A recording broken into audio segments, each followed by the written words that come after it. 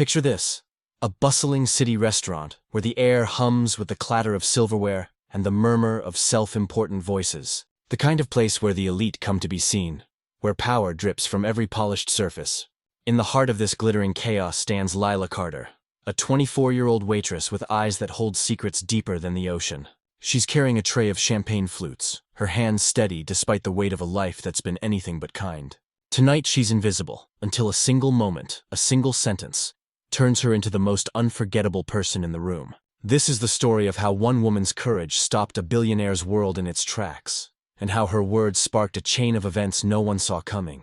If you believe in the power of standing up, of speaking truth when it hurts, then stay with me, because Lila's story will remind you that even the smallest voice can shatter the mightiest walls. The Golden Crest was no ordinary restaurant. Nestled in the heart of Manhattan, its towering glass windows reflected the city's skyline like a mirror to ambition.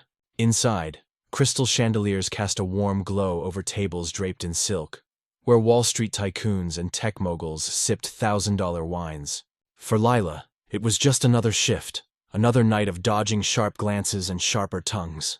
She'd been working here for 2 years, ever since her life unraveled. Her mother's cancer diagnosis had drained their savings, and her father's sudden death left her as the sole provider for her 12-year-old sister, Emma. College dreams? Buried her art portfolio? Collecting dust. But Lila didn't complain. She wore her exhaustion like a badge, her smile a shield against the world's indifference. Tonight, the restaurant buzzed with an unusual energy. Word had spread that Victor Kane was dining here. The Victor Kane, billionaire venture capitalist, media darling, and a man whose charm masked a reputation for ruthlessness. His name alone could make markets tremble. At 45, he was a legend, with a tailored suit that cost more than Lila's rent, and a smile that could cut glass. He strode in with an entourage of suited men, their laughter loud and their presence louder. The room shifted, waitstaff tensing, patrons stealing glances. Power has a scent, and Victor reeked of it. Lila approached their table, her tray balanced with practiced grace. She was used to being invisible, a shadow in a crisp black apron.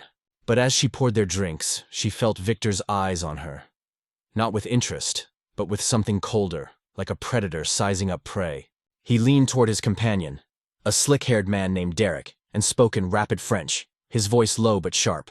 "Look at her," he said, assuming no one understood. "Clumsy, desperate. These people think they belong in our world, but they're just props." The table erupted in smug chuckles, the sound slicing through Lila like a blade. Her heart pounded. She understood every word. Before life derailed her, Lila had been a linguistics prodigy, fluent in 5 languages, with dreams of working for the UN. French was her favorite, the language of poets and dreamers. Now it was being weaponized to mock her. She could have let it slide, could have swallowed the humiliation like she had 1,000 times before. But something snapped. Maybe it was the weight of her mother's hospital bills, or Emma's tearful question last night about whether they'd lose their apartment. Maybe it was the memory of her father's voice, telling her to never let anyone dim her light. Lila set down the last glass, her hands steady but her pulse racing. She locked eyes with Victor, her gaze unflinching. In perfect French, her voice soft but laced with steel, she said, "If you measure a person's worth by their bank account, Monsieur Kane, then you've already lost more than I ever will." The words hung in the air like a thunderclap. The table fell silent. Victor's smirk froze, his eyes widening as if he'd been slapped. The other diners nearby stopped mid-bite, forks hovering, sensing something seismic. Derek's mouth opened, then closed, like a fish out of water. Lila didn't wait for a response. She turned and walked back to the kitchen, her heart hammering so loud she thought it might burst. Behind her, the silence stretched, heavy and electric. Victor's entourage shifted uncomfortably, their earlier arrogance evaporating. For the first time in years, Victor Kane was speechless. He prided himself on control, on always having the last word. But this waitress, this nobody, had stripped him bare with a single sentence. In the kitchen, Lila leaned against the wall, her breath shaky. She expected to be fired. Speaking out like that wasn't just bold. It was career suicide. The Golden Crest thrived on catering to egos like Victor's. Sure enough, the manager, a wiry man named Paul, stormed in, his face red. "Lila, what the hell was that?" "Kane's asking for you. You're done." Her stomach dropped. She thought of Emma, of the hospital bills, of the eviction notice taped to their door. But as she followed Paul back to the dining room, something inside her refused to break. She'd spoken her truth. That was worth something, wasn't it? Victor was standing when she reached the table, his entourage watching like hawks. The restaurant was quieter now, every eye on them. Lila braced herself for a tirade, for the kind of public dressing down only a man like Victor could deliver. But instead, he did something no one expected. He extended his hand. "I was wrong," he said, his voice loud enough for the room to hear. "I misjudged you, and I'm sorry." The words hit like a shockwave. A billionaire apologizing to a waitress? It was unheard of. Whispers rippled through the restaurant, phones discreetly recording the moment. Lila didn't take his hand. Not out of spite, but because she didn't trust it. "Apologies don't erase words," she said quietly. "They just make you feel better about saying them." Victor's face changed, a flicker of something raw crossing his features. Shame, maybe, or recognition. He nodded, almost to himself, and sat back down. The meal continued, but the energy at his table was subdued, the laughter gone.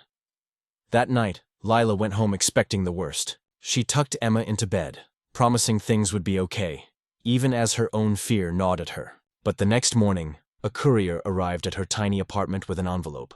Inside was a letter from Victor Kane. No corporate letterhead, just his handwriting, unsteady and human. He wrote that her words had haunted him, forcing him to confront a truth he'd buried long ago. He'd grown up in a trailer park, scraping by, mocked for his patched clothes. Success had made him forget that boy, replacing him with a man who used wealth as a weapon. Lila's courage, he wrote, had reminded him of who he used to be. The letter included a check, not a tip, but a grant, $50,000 to be exact, with a note that it was for someone who deserves to chase her dreams. Lila stared at the numbers, her hands trembling. It was enough to cover her mother's treatment, to keep their apartment, to send Emma to a better school. But there was more. Victor had included a business card for a friend at the UN, a linguistics director looking for translators. "You belong there," he wrote, "not serving people like me." Lila didn't cash the check right away. She didn't trust Victor's motives, suspecting it was a publicity stunt or a way to buy her silence. But then came the second twist, a viral video. A diner had recorded her confrontation with Victor and posted it online. By noon, it had millions of views, with hashtags like #MyNja Waitress Warrior and #Speak Your Truth trending worldwide. Strangers praised her courage, shared their own stories of standing up to power. The video didn't just change Lila's life. It sparked a movement. Reporters swarmed the Golden Crest, but Lila refused interviews. She didn't want fame, she wanted stability. Still, the attention forced Victor to act. He issued a public statement, not a polished PR apology, but a raw admission of his flaws. He announced a new foundation, the Carter Fund, named after Lila, to support education for low-income women. He credited her for waking him up, for showing him that wealth means nothing without humanity. Lila wrestled with what to do. Accepting the check felt like forgiving Victor, and she wasn't ready for that. But rejecting it meant denying Emma a future. In the end, she cashed it, but on her terms. She used part of it to enroll in a linguistics program, part to pay off medical bills, and donated the rest to a local shelter for single mothers. She called the UN contact, aced the interview, and landed a job as a junior translator. It wasn't glamorous, but it was hers. Months later, Lila was invited to speak at a women's empowerment conference. She stood on stage, her voice steady, her sister watching proudly from the front row. She told the audience about that night at the Golden Crest, about the power of a single moment. "Kindness isn't weakness," she said. "It's the courage to see someone's humanity, even when they've forgotten their own." The crowd erupted in applause, but Lila's eyes were on Emma, who beamed back at her. Victor was there, too, in the back, uninvited but present. He didn't approach her, didn't seek credit. He just listened, a man changed by a waitress who refused to be invisible. As Lila left the stage, she caught his eye for a moment. She didn't smile, didn't nod, but in that glance, there was an understanding. Some debts can't be paid with money, only with change. The Golden Crest still stands, its chandeliers gleaming, its tables filled with the powerful.